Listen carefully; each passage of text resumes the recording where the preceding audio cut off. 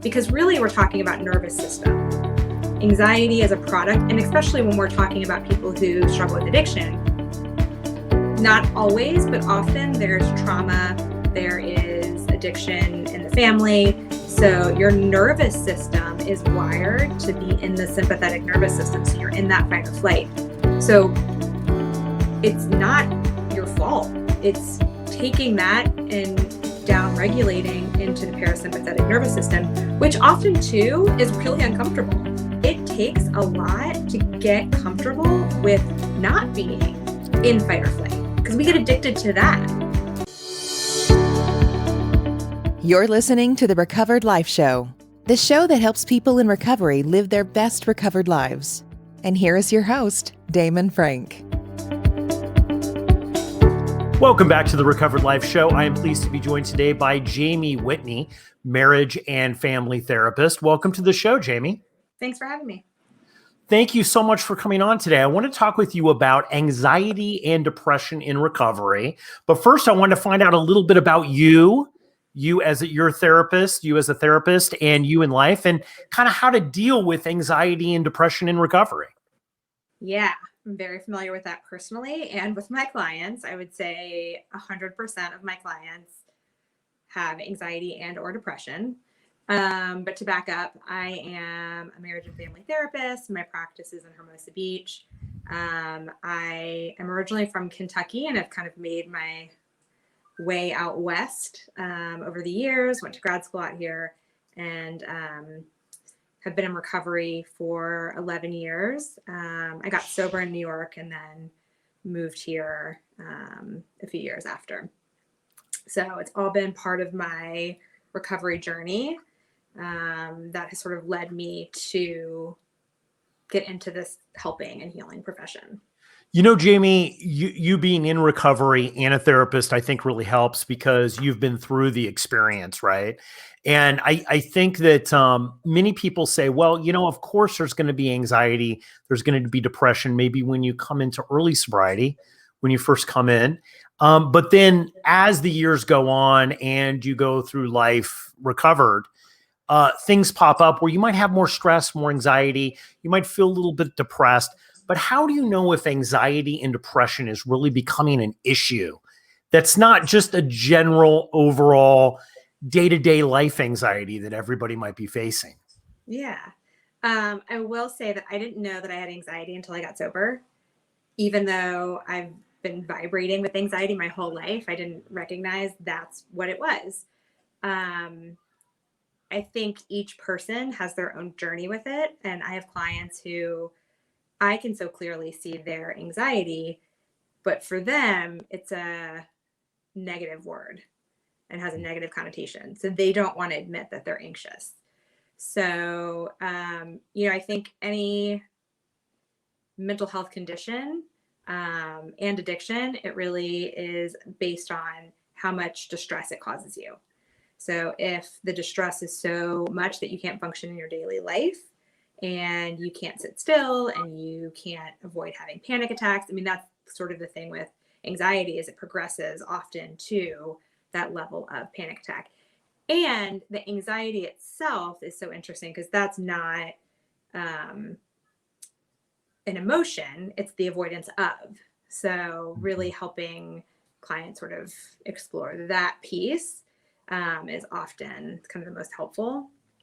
But in terms of recovery, what I love, there's this Dr. Gabor Mate, who's an addiction medicine specialist, and he says, it's not why the addiction, it's why the pain. Mm-hmm. So sort of helping people look at that, what is causing distress. Yeah, you bring up pain. And, you know, I know so many people who have long-term sobriety and suffer from addiction. They've suffered from addiction, but they also suffer from anxiety. They're sober. They've been sober for years, have great lives, right? But still have really bad problems, I would say, with anxiety and depression. And it seems to almost be the pandemic for people in recovery. I mean, I would say an overwhelming amount of people that I know have more anxiety or suffer from anxiety attacks or anxiety issues and or depression in recovery? Do you find that kind of goes hand in hand? I think it can. I mean, for me, I have to be doing therapy as well. I can't just be working the program. I have to work the program and I have to work with a therapist, because a sponsor is just to take you through the steps. I think there is some gray areas that kind of get missed in recovery, where the sponsor and your fellows become your therapist. And I think that's a big miss, because we're not trained, they're not trained to do that. So I think the step work uncovers and helps us discover and discard. But I think there is stuff, especially when it comes to trauma, that is really nuanced. And when you dig up trauma and you don't have the proper supports around it, it can be really detrimental. So I do think some of the anxiety and depression can be related to that. And especially when we get to the 4-step and not having enough support. I mean, it's really incredible, but as we're learning more about trauma and the effect it has on us, it is really kind of eye-opening with that.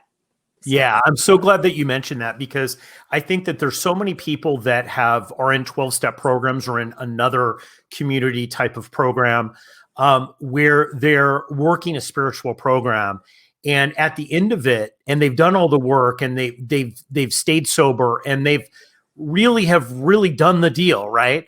But still have problems with anxiety and depression, and feel a sense of shame or like a failure.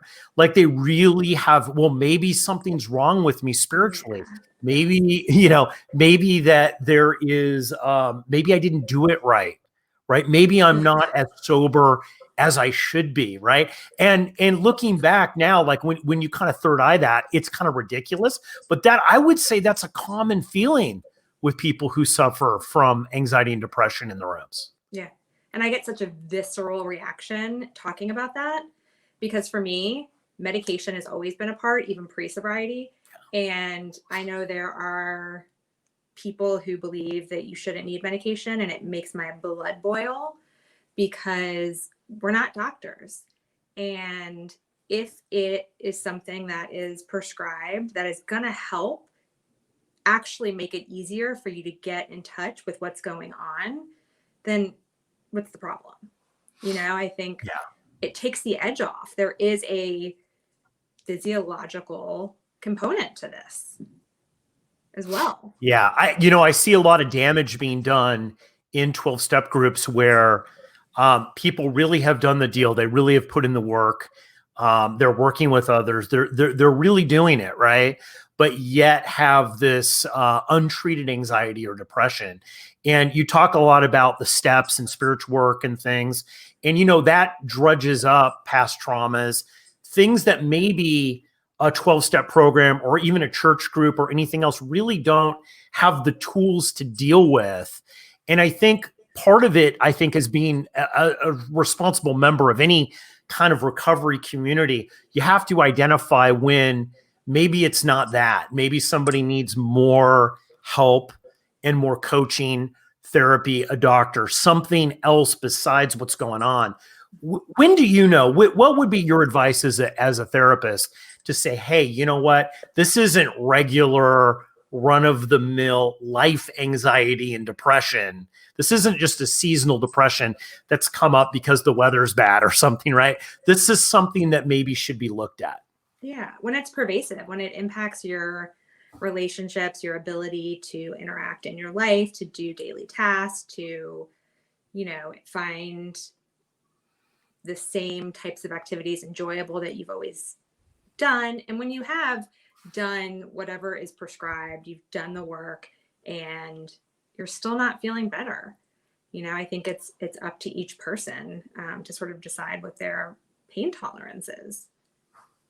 Yeah. With COVID, I find in the news headlines all the time, you can just turn on the radio or turn on the TV, go to the internet. You're going to see never ending articles about anxiety and depression with everyone being locked up, Mhm. not being able to really kind of have relationships the same way that people did before the pandemic. But with people in recovery, this has a bigger, it's a bigger issue because community is the way that most people stay sober long term. I think you would agree with that. What are some extra signs that you've been seeing from people that are in the rooms?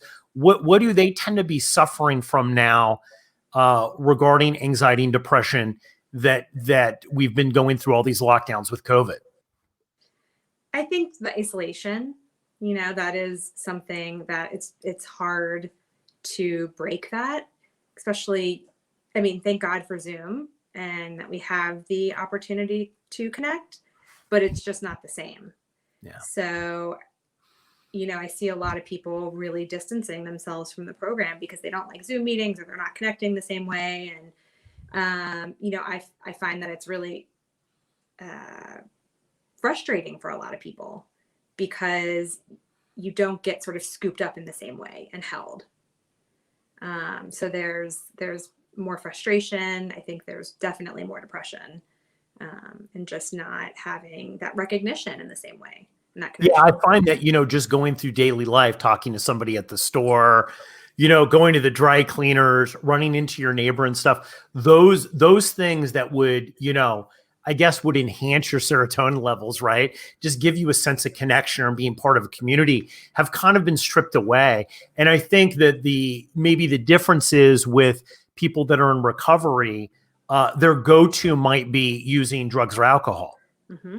as opposed to somebody maybe just having a bad couple of weeks that suffers from depression, or maybe more isolating. The results can be a little bit more dramatic for people that are in recovery. Yeah, absolutely. And sort of on the flip side of that, I think there's going to be a reentry phase that's also going to be challenging. I think for people who can be natural isolators, it has been nice in a way. And then to kind of re-engage kind of full on is going to have some repercussions too. Yeah, absolutely. I think the anxiety of going back and interacting with people is almost worse than the isolation of not being able to interact with Right. people. Right. Do you hug? Do you shake hands? Like what do you do? The When whole does it matter? social construct of it all. Yeah. So you talk openly about your recovery and your fight with anxiety. Most people are going to ask, look, you're a therapist, you're trained, you deal with this day to day, right? How do you get over this? How do you get over a really bad anxiety or depression disorder when you're in recovery and you're doing the deal maybe with 12 steps, you're doing the thing, but you've been haunted by this over and over. Can you tell us a little bit about your personal experience with it and how do you manage this? Yeah, it's really challenging. I don't think you necessarily get over it. I think you learn what your triggers are, you learn ways that work for you.